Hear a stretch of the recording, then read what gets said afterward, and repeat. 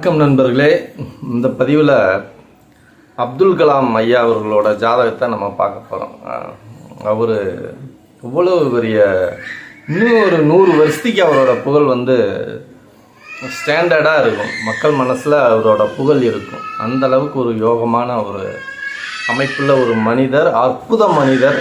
அவரை பற்றி நம்ம பார்க்கலாம். ஏன் அவர் அவ்வளவு தூய்மையான மனிதராக இருந்தார் அப்படின்னு பார்க்கலாம். லக்னம் கடக லக்னம். கடக லக்னம் லக்னாதிபதி சந்திரன் 5ஆம் இடத்துல நீசமாயிட்டார். 5 குடையவனான சந்திரன் 4ஆம் இடத்துல இருக்காரு, ஆட்சி கிரகத்தோட சேர்ந்துருக்காரு. அதனாலேயும் அவர் தப்பிச்சுக்கலாம். இன்னொரு விஷயம் என்னன்னா, லக்னாதிபதி நீசமானாலும் லக்னத்தில் குரு உச்சமாயிடுறாரு. அப்போ என்ன, அது நீசபங்க ராஜயோகம் ஆட்டோமேட்டிக்காக அந்த சந்திரனுக்கு கிடச்சிருது. செவ்வாய் கேந்திரம் ஆட்சி கிரகத்தோட சேர்றதுனால. அது இல்லாமல் புதனும் சூரியனும் கேதும் 3ஆம் இடத்துல. கேது இருக்கிறது உயர்கல்வியை பிரச்சனைகளை ஏற்படுத்தும். பெரிய லெவலில் நம்ம படிக்க முடியாமல் சிரமப்படுறதுக்கு உண்டான போராட்டங்களை ஏற்படுத்தும்.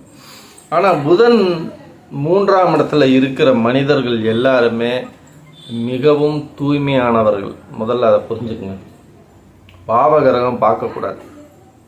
பாவகிரகம் பார்க்காம 3ஆம் இடத்துல புதன் இருந்தால் மிகவும் தூய்மையான மனிதர்கள். எந்த ஒரு ஜாதகத்தில் புதன் இருந்தாலும் ஓரளவு அந்த மனிதர்களை கண்ணை மூடிட்டு நம்பலாம்.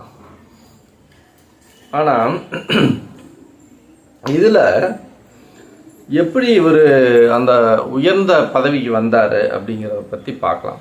அப்போ லக்னாதிபதியும் நீசபங்க ராஜயோகம் வந்திருக்கு. நான் ஏற்கனவே பலமுறை சொல்லியிருக்கேன். லக்னாதிபதியோ பாக்கியாதிபதியோ நீசபங்க ராஜயோகம் வாங்குச்சுன்னா அவர் அடிப்படையில் ஏழையாக இருந்தாலும் உயர்ந்த அந்தஸ்துக்கு போயிடுவார். ஓகேங்களா? அப்போ லக்னாதிபதி நீசபங்க ராஜயோகம். ராசிநாதனான செவ்வாய் 4ஆம் அதிபதி 4ஆம் இடத்துல இருக்காரு, சுக்கிரனோட சேர்ந்து இருக்காரு. பார்த்துக்குங்க. அப்போ 5ஆம் அதிபதி 5 10க்கு அதிபதி 4ஆம் இடத்து அதிபதி சுக்கிரன் கூடியிருக்காரு. அப்போ இதில் பார்த்தீங்கன்னா 4 5க்கு அதிபதி கூடியிருந்தால் மாளவிகா யோகம் ஏற்படும் அப்படின்னு நான் சொல்லியிருக்கேன். அந்த யோகம் அவயோகம் இல்லாமல் வேற எந்த பாவகிரகமும் இதை பார்க்கல. மாளவிகா யோகத்தில் குரு சந்திரனை குரு பார்த்துருக்காரு, 9ஐயும் பார்த்துருக்காரு, லக்னத்தில் இருக்காரு, உச்சமாக இருக்காரு. அது ஒரு சிறப்பு வேற. அது இல்லாமல் இந்த மாளவியா யோகத்தோட சேர்ந்து 10ஆம் இடத்தை பார்க்குறாரு. ஆனால் அந்த 10ஆம் இடத்த அதிபதியே யாரு? செவ்வாய். இப்போ மாளவியா யோகத்தோட சேர்ந்து 10ஆம் இடத்தை பார்க்குறாரு. அப்போ என்னன்னா, ஒரு உயர்ந்த ஒரு பதவி, ராஜயோக பதவி கிடைச்சது.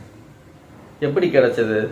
இந்த மாளவியா யோகத்தோட செவ்வாய் கூடி, செவ்வாயும் சுக்கிரனும் மாளவியா யோகத்தை ஏற்படுத்தி 10ஆம் இடமான தனது சொந்த வீட்டையே செவ்வாய் பார்க்கறதுனால அந்த மிகப்பெரிய அற்புதமான ஒரு பதவி கிடைக்கும். எப்பயுமே செவ்வாய் ராஜயோக கிரகங்களோட சேர்ந்து அல்லது சுப கிரகங்களோட யோகம் கர்மாதிபதி யோகம், மாளவியா யோகம், குருச்சந்திர யோகம், இந்த மாதிரி யோகங்களாக அமைஞ்சு பார்த்தா சிறப்பு. அது இல்லாமல் செவ்வாய் தன்னோட சொந்த வீடான 10ஆம் இடத்தை பார்த்துன்னா அதிகாரம் உள்ள பதவி கிடைக்கும். ஆனால் இவர் அதிகாரம் செலுத்தலை யார் மேலேயும். அப்படிங்கிறது லக்னாதிபதி 5ஆம் இடத்துல நீசமாகி குரு பார்க்குறாரு. அப்போ குரு லக்னாதிபதியே பார்க்கணும். குரு பார்த்துருக்காரு. 3ஆம் இடத்துல புதன். அற்புதமான ஒரு மனிதர் நமக்கு தெரியுது. ஆனால் இந்த ஜாதகத்தை மட்டும் நம்ம பார்த்துருந்தோம்னா, இவரோட ஜாதகத்தை பார்க்குறதுக்கே நமக்கு ஒரு சந்தோஷம். எத்தனையோ ஜாதகங்கள் பார்க்குறோம், நமக்கு அப்படி ஒரு மகிழ்ச்சி ஏற்படுறதில்ல.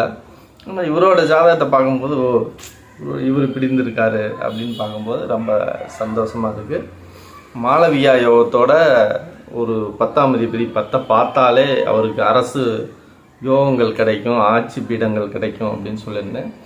நரேந்திர மோடி அவர்களோட ஜாதகத்திலையும் கூட மாளவியா யோகம் சார யோகத்தோட 10ல் ஏற்பட்டிருக்குன்னு சொல்லியிருக்கேன். அதே சமயத்தில் 10ஆம் இடத்த கலைஞர் ஜாதகத்துலேயும் கூட புதன் இருந்து சாரயோகமாக 10 பார்க்கும் அப்படின்னு நான் சொல்லியிருந்தேன். இப்போ இந்த சாரயோகமும் 10ஆம் இடமும் சேர்ந்தாங்க கூட ஒரு அரசு பதவி வந்து நமக்கு கொடுக்கும் அப்படிங்கிறத சொல்கிறேன். நன்றி. இந்த யோகம் உங்களுக்கும் இருந்தால் ரொம்ப மகிழ்ச்சி. அடுத்த பதிவில் மீண்டும் உங்களை சந்திக்கிறேன். நன்றி.